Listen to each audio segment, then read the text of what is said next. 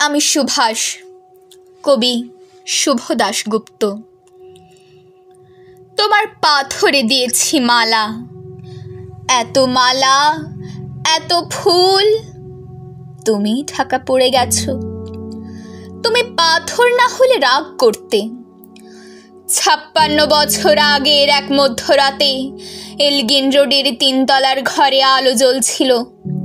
চাদর গায়ের এক ছায়ামূর্তি পায়চারি করছিল অবিরাম। বাইরের রাস্তায় ইংরেজ পুলিশের চর সতর্ক সজাগ চোখে দেখছিল।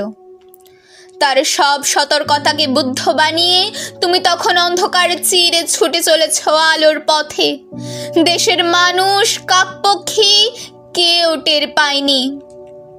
তুমি চলে যাওয়ার পর 56টা শীত, বর্ষা, গ্রীষ্ম উধাও।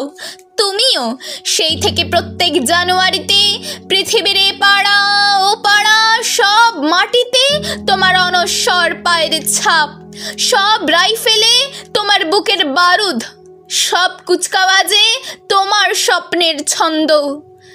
পরশ পাথরের মতো স্বাধীনতাকে খুঁজেছে তোমার অন্তরের লুকিয়ে থাকা খেপা।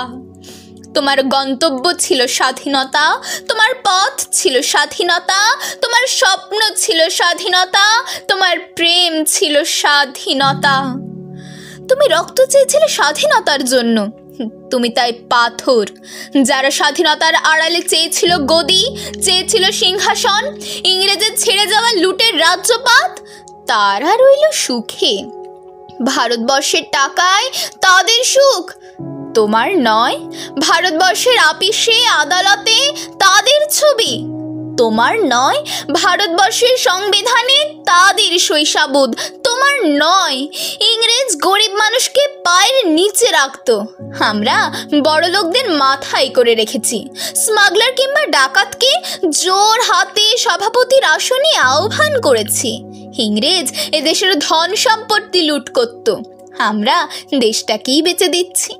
ইংরেজ দিয়েছে চাবুক, লাঠি, গুলি, আমরা দিয়েছি মস্তান, মাফিয়া, নেতা আর বলি।